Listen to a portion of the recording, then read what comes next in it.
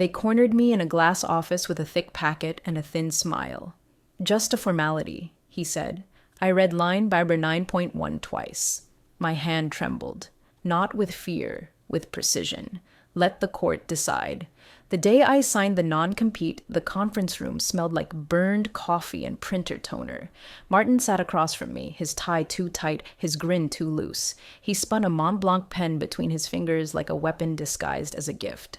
"This is standard procedure," he said, tapping the top page. "You know how these things go."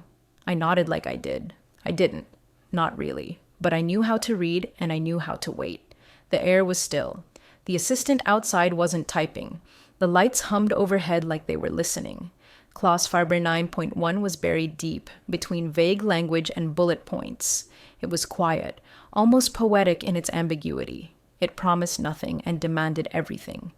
"By signing below," it read, "the employee forfeits all claims to proprietary strategy and client relationships post-termination, effective for a period of 24 months. Martin watched me scan it. "It's just a formality," he repeated. I met his gaze. "Is this enforceable in our state?" His smile faltered. "Well, it's more about deterrence than litigation." That was the first crack. I had started in the strategy team 4 years ago, long before Martin took over as EVP. Back then, it was a room of thinkers, caffeine-fueled brainstorms on whiteboards, and Excel models that actually mattered. Now, it was compliance memos, budget cuts, and PowerPoints dressed as innovation. "Listen," he said, leaning in, "you're one of our most valued people.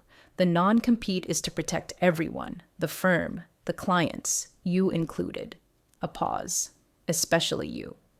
That last line hung in the air, damp with manipulation. I smiled and signed.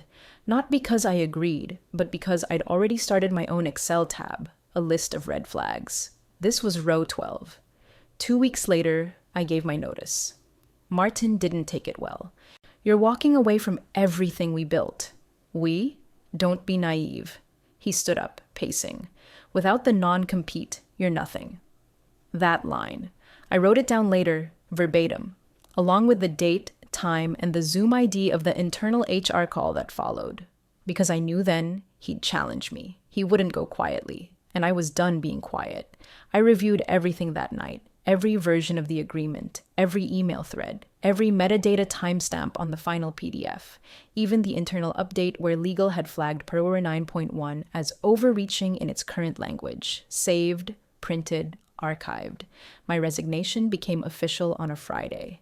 By Monday, their legal letter arrived at my apartment. Accusation, breach of contract. Claim, violation of non-compete clause, Paranit.1. Tone, threatening. But tone is a dangerous game when your opponent knows how to play chess in court filings, especially when she knows how to build a timeline, curate an archive, and subpoena Slack logs. Especially when she's not afraid to highlight clause Sarber 9.1 in neon yellow for the judge to see, and especially when she has nothing left to lose. Except her silence. They thought the signature meant surrender. It was actually the first move. The courtroom didn't look like power. It looked like dust. Heavy wood panels, navy carpets worn thin where lawyers paced back and forth.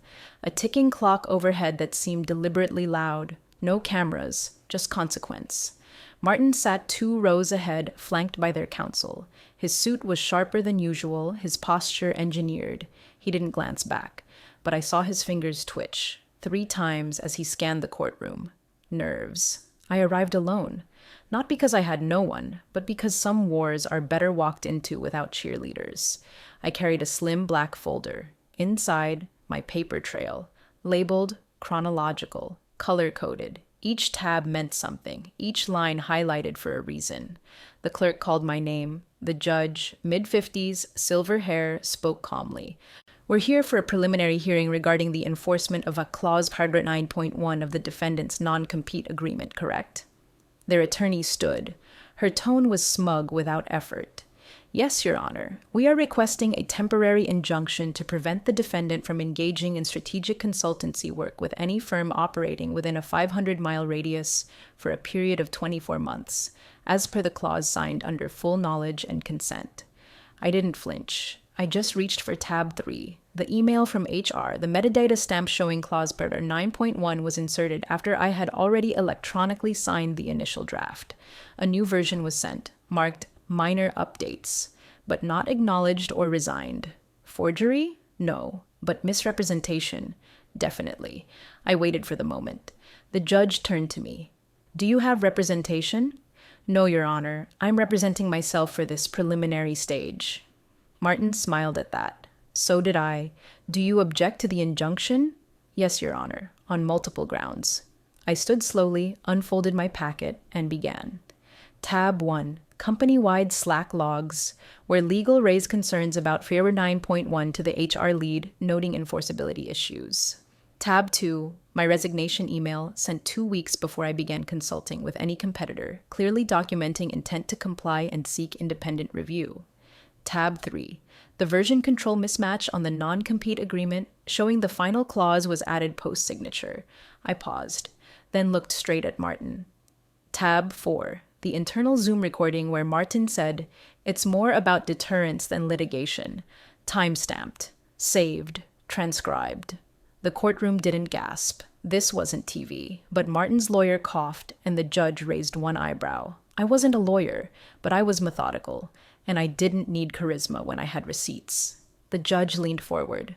Ms. Vega, do you have any documentation showing that the clause in question was altered after your agreement was signed? Yes, Your Honor. Multiple. I handed over copies. He reviewed the first 2 pages in silence. Then he looked at their counsel. Counselor, was this version disclosed during your filing? Silence. The judge set the pages down. On the surface, this appears to be a material discrepancy. The court does not take lightly the enforcement of potentially unenforceable contracts, especially when timeline integrity is compromised. Martin stiffened. I watched his knuckles turn white. The judge turned to me again. We will reconvene in 2 weeks. For now, there will be no injunction placed upon your professional activity. The burden of proof rests with the plaintiff. Translation. I was free, for now, but I knew them. They would regroup. They would escalate, and I would be ready because I'd already started printing the Slack log Martin forgot he was part of. The courtroom wasn't the battlefield. It was just the microphone, and I had only just begun to speak. Ever had to fight back with only your receipts and your silence? Drop your story in the comments. Someone out there needs it. The following Monday, I received an email marked Confidential Legal Escalation. No greeting, no signature. Just a PDF titled Request for Arbitration. Breach of Clause, Part 9.1. The war had officially escalated, and they were still underestimating me. I printed the file, set it beside a lukewarm mug of black coffee, and opened my archive. I wasn't afraid. I was focused. They were leaning hard on intimidation now. Formal language, veiled threats, copied partners on every message. But intimidation is a mask, and I'd already learned how to read the eyes behind it. My calendar was now color-coded. Red for deadlines, blue for court updates, yellow for every single call, email, and sentence they could use against me. My life had become Excel, rows, and legal folders. But that was fine, because I knew how to make even silence feel loud. The arbitration hearing was remote, Zoom only. I adjusted the camera angle so the framed clause, Faber 9.1 from the original contract, was visible behind me. Yes, I had printed it, framed it. It was my reminder that bad faith wrapped in legal language is still bad faith. Martin logged in late. Their new counsel, a man with glasses too thin for his confidence, took the lead. He introduced himself with a smirk. Let's not waste time. The moderator nodded. He began with screenshots, Slack conversations, mostly out of context. One was of me mentioning a strategic pivot to a friend, months before I quit. Another showed me asking a junior colleague for copies of our team deck just for reference. Harmless, but painted right, anything becomes a weapon. Ms. Vega, he said, would you consider that evidence of intent to compete pre-termination? No, I replied calmly. Then I shared my screen. Folder, internal memos, subfolder, shared team resources file, standard strategy deck, public use. The very same deck, marked Company internal, not confidential. Time-stamped, shared by HR. The counsel blinked. Next. He opened a chart of my LinkedIn activity, posts about innovation, analytics, strategy. I see you use language similar to your previous employer's positioning. Do you believe that violates 9.1? I smiled. Your own marketing team liked the post. The moderator raised an eyebrow. I uploaded a screenshot. Heart emoji. Comment. Proud to have worked with you. The room fell quiet. Martin clenched his jaw. That silence? I let it stretch, let it tighten around their strategy like a noose made of their own receipts. Then I dropped the final piece. I had requested a data export from the company's internal DMS, the document management system. The version history showed the document titled Final Non-Compete Agreement had been modified 22 hours after I had signed. The editor? Not legal. Martin himself. It was subtle. But the clause numbering had shifted. FAR 9.1 had been added, then moved, then relabeled. I didn't accuse. I asked questions. Can you confirm who made this change? Was the updated version ever re-signed? Does this comply with your internal document control policy? The Zoom room imploded in quiet. The moderator, formerly passive, now leaned forward. I will need to review this file independently. Martin's lawyer interjected. I don't believe this is relevant to the arbitration. It's central to the enforceability of FAR 9.1, I said calmly. I'm inclined to agree, the moderator replied. Another crack. They were trying to drown me in process, but I'd learned how to swim in ink, because when you fight systems, you don't shout, you document. 3 days after the arbitration hearing, I received a LinkedIn message from someone unexpected, Lena S., former legal analyst, B&A Partners. Hey, just wanted to say I watched the arbitration replay. Brave move. Also, you're not the first. My breath caught. I stared at the message for a full minute, rereading the last sentence until the meaning settled into my chest like cold iron. Not the first. I replied with one word. Call? She responded instantly. 20 minutes later, we were on Zoom. Her face looked younger than I imagined. Mid-30s, tired eyes, sharp voice. He's done this before, she said without small talk. Same clause, same post-dated contract. 2 others signed under pressure. Both caved. Quiet settlements. Were they enforceable? She hesitated. Barely, but he used the process as punishment. I closed my eyes for a moment.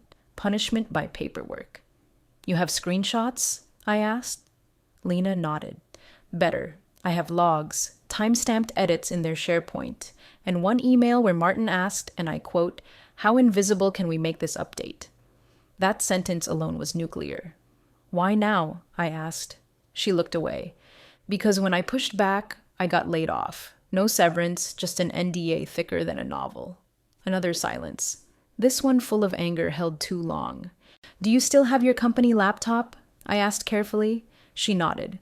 I'll walk you through how to legally extract metadata without breaching your NDA. For the next hour, we went line by line. She screen shared. I guided. Together, we created something cleaner than emotion. A technical chain of truth. Audit logs, author IDs, saved timestamps. One folder named Clause 9 Chain. Proof. I encrypted it, stored it redundantly, printed a hard copy. Then I requested a supplemental hearing. The company's legal team responded with urgency veiled as outrage. You're introducing hearsay, they argued. I'm introducing pattern, I said. The judge accepted the file provisionally. He didn't look surprised. And when he turned the page to the internal email from Martin, the one with the phrase about invisibility, he paused for just a moment too long. Martin didn't show up that day. His chair sat empty, coat draped over the back as if pretending he'd only stepped out for coffee. But the room felt different, like the wind had shifted. I left the courtroom that afternoon without needing to speak, because sometimes silence isn't absence. It's strategy. The subpoena arrived on a Thursday. Slim envelope. Heavy implications. Request for internal communication logs. Subject. Clause Harbor 9.1. User. M. Ross filed under Exhibit D. Time-stamped 08:43 a.m. It was no longer just a civil disagreement. It was discovery. And discovery is a scalpel. Cold, sharp, precise. The firm's lawyers tried to delay, citing data volume, privacy concerns, and a vague system migration, but the judge was done with stalling. Injunction denied, full production within 10 business days. He ruled, 10 days. I circled it on my wall calendar in red, not a deadline, an opportunity. In the meantime, I worked, consulting during the day, building my defense at night. The irony? My new clients were impressed by how thoroughly I dissected legal frameworks and risk. I became the woman who said, don't just sign it, audit it. Some even called me before hiring attorneys. It was a quiet pivot, from strategist to strategist with teeth. Then came day 9. Lena messaged me again. They're scrubbing internal logs. I saw an email go out to IT titled Urgent, Chat Archive Retention. Might be nothing, but I doubt it. I didn't respond. I called the court clerk, then filed an emergency motion to preserve digital evidence. Within 24 hours, a temporary digital hold order was issued. Translation: no more deletions, no more edits. Every keystroke would now be watched. Martin's team didn't take it well. I saw it in their next Zoom, glitches in performance, smiles that came 2 seconds too late. During the next hearing, their lead counsel tried to dismiss the motion. Your Honor, the defendant is weaponizing process. The judge cut him off. No, she's applying it. And then came the moment. Their logs, when finally produced, revealed a chat string between Martin and the firm's CTO. The message? Clause 9.1 isn't enforceable, but it scares people. That's enough. Dated 3 months prior to my resignation, flagged, archived, and now officially part of the record. It wasn't just about me anymore. It was about culture. I didn't celebrate. I printed it, folded it neatly, slid it into my folder behind my original contract, and wrote a single note in the margin. Fear is a bad business model. The invitation came by email. Subject: voluntary mediation, case file, Vega v. BY and Partners. From Neutral Minds Legal Services. Mediation: the corporate way of saying, let's make this quiet before it gets louder. I stared at the screen for a long time. The hearing had shifted their posture. The logs, the time-stamped clause edits, the Slack messages, all of it had painted them into a corner. Now they wanted to talk. I accepted. But I didn't go in alone. This time, I brought someone with me, a former compliance officer who'd worked at the firm 3 years prior. She didn't speak much. She didn't need to. Her presence alone said, we know the playbook. We wrote it before they tried to weaponize it. The mediation was held in a neutral office, the kind with minimalist decor and filtered water that tasted vaguely like chlorine and resolution. Martin was already inside when I arrived. He didn't look up, didn't nod, didn't blink. That was fine. I wasn't here for pleasantries. The mediator, a tall man with glasses and the voice of a late-night FM radio host, opened with optimism. Our goal is alignment, he said. A path forward that serves all interests. I let him finish. Then I placed my black folder on the table. Before we begin, I said softly, I want one thing clear. I slid the top page toward Martin's attorney. The judge's annotated note on clause 9.1, 4 words circled in ink. Unenforceable under current form. Martin's attorney exhaled slowly, the first crack in the negotiation facade. Then I pulled out the email log, highlighted, dated, signed. It scares people. That's enough. I didn't speak. I let silence do what it always does, compress until the truth pops. The mediator cleared his throat. Perhaps we could consider a mutual resolution.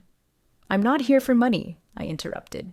I'm here for a signed statement that Clause 9.1 will be retired in all future contracts and that no action will be taken against any employee who left within the last 24 months under its weight. Martin finally looked up. His mouth opened, then closed. The room held its breath. You want to rewrite our legal framework? His attorney asked. I smiled. No, I want you to stop hiding behind it. There was a long pause, then shuffling paper, whispers, a muttered phone call from their side of the table. 20 minutes later, the mediator returned with a proposal. 1. Clause 9.1 will be reviewed and retracted in all pending contracts. 2. A formal memo will be issued to former employees named in any legal letters referencing said clause, confirming no further pursuit. 3. All proceedings between Vega and the firm will be confidential, pending mutual signature. I read it. Twice. Then added my own note at the bottom. This agreement does not preclude disclosure of publicly available court findings. They hesitated, then nodded. Because silence is not the same as erasure, and truth, once read into record, doesn't disappear. 2 weeks passed. No more emails, no more hearings, no more midnight scrolls through Slack exports and document metadata. For the first time in months, my calendar was empty. But peace doesn't always arrive with fanfare. Sometimes it walks in quietly, sits down at your kitchen table, and waits for you to notice it's there. I did. I noticed it in the absence of fear, in the silence of my inbox, in the way my hand no longer shook when opening an envelope. Still, I wasn't naive. Power doesn't dissolve, it morphs. The firm had gone dark since the mediation. Their LinkedIn page shifted tone. New policy roles were listed. Martin's title had changed from EVP strategy to consulting advisor, transition role. Translation. They were moving him out, not with noise, but with strategy. And that's how these things usually happen. Not because someone shouts, but because someone builds a paper trail strong enough to whisper. Meanwhile, Lena forwarded me a thread, a private forum for former employees of Be Again and Partners. Dozens of posts, quiet testimonies, familiar stories. One read, I signed Paragraph 9.1 under pressure, never fought it. Watching what she did, I wish I had. Another said, I used to think silence was the safest choice. Now I realize it was just the most convenient for them. I didn't respond to any of them. I didn't need to, but I did something else. I built a site, simple, black text, white background, clausewatch.org. It hosted anonymized legal templates, education around employment clauses, and a searchable archive of public filings like mine. Not revenge, empowerment. It went live on a Tuesday. By Friday, a dozen articles had already linked it. One message came from a woman in Chicago. You don't know me, but your story stopped me from signing something last week. Thank you. Another, from Lisbon. You gave it a name. Now we can fight it.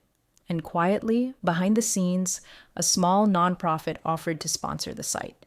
They said it aligned with their mission of transparency in modern employment law. They weren't wrong, because this was never just about me. It was about systems, and the people who hide behind them in boardrooms, Zoom calls, and contracts lined with legal fog. But fog only works when no one brings a flashlight, and mine was just getting started. It was a rainy morning when the article dropped. Title, Clause Further 9.1 and the Rise of Weaponized Contracts, the Vega Case That Shook Corporate Law. Published in Lex and Ledger. Weekly. I didn't know the journalist, but they had done their homework. The piece was measured, precise. It included excerpts from the court records, anonymized testimonies from former employees, and a breakdown of the now infamous "it scares people. That's enough" quote. They called it a silent epidemic in corporate America. Contracts dressed as policy, used not to protect, but to punish. Martin wasn't named, but his initials? They were there, as were his quotes, his emails, his track record. He was now a ghost in a suit. A week later, I received another envelope. No logo, just my name. Inside, a handwritten note. You didn't just fight for yourself. You reset the rules. Thank you. CR, JD. I folded it once, placed it in the folder marked Post. It had grown thick. Over the next month, I was invited to 3 panels, 2 podcasts, and 1 webinar titled When Employees Fight Back, The Hidden Power of Legal Literacy. I declined the first 2, accepted the third, because I didn't want fame. I wanted impact. The webinar was quiet. 40 people, tops, HR reps, startup founders, a few employment lawyers, and one message in the Q&A that caught me off guard. How do you stay calm when you're up against something that big? I took a breath, then answered, because I stopped believing the fear was mine to carry. That line rippled, not because it was profound, but because it was true. The fear, the intimidation, The silence was never meant for me. It was part of a system designed to preserve itself. But systems aren't invincible. They're just practiced. And practice can be rewritten. A few days later, I walked into a bookstore. On the shelf in the legal section, Spine Out was a new title. Invisible Clauses: How Silence Became Strategy. Lena's name was on the cover. She'd done it. I smiled. Outside, the sky was still gray, but it didn't feel heavy anymore.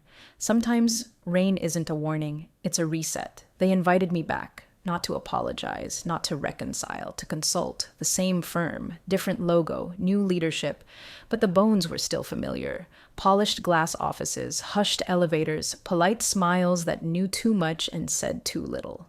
The email was professional, distant. We're revisiting our compliance infrastructure. Would you be open to a short-term advisory role?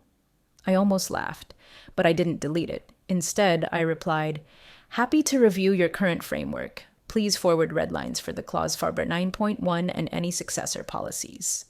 A day later, I received an NDA. This time, I read it line by line. No hidden clauses, no passive-aggressive, you agree to waive your rights phrasing. Just clean terms. And in the contract packet, Clause Farber 9.1 was gone. Erased, not replaced, retired. Instead, there was a new section. Collaborative Separation and IP Clarity Agreement. I almost didn't believe it, but it was real. They weren't just trying to save face, they were trying to rebuild the mirror they had shattered, and maybe in some twisted way, this was their version of accountability. So I walked into that office, not as an employee, as a boundary. The meeting room was full. Legal, HR, strategy, even one of the newer partners. The head of HR stood up. We'd like your insight on employee trust, on transparency, post-contract. I nodded. Let's start with a question. What's your system for informed consent when rolling out policy changes? They looked at each other. No one spoke. Exactly, I said. That silence, that's where it starts. I outlined a structure, employee review periods, clause-level redlining before signatures, Slack integrated alerts for policy shifts, not rebellion, infrastructure. They took notes. They asked questions. By the end, one of the partners, new, probably not yet afraid of truth, asked, why did you say yes to this? I paused. Because I don't believe in burning every bridge, I said, but I believe in making sure the next person who walks it doesn't fall through the same cracks. Later, walking out, I passed the hallway where I'd once signed that first non-compete. The room had been repainted, but I could still see the outline of the door, still feel the pressure of that pen. Only this time I carried no fear. Only ink. Because some signatures ruin you, and some rebuild you. It's the same gesture.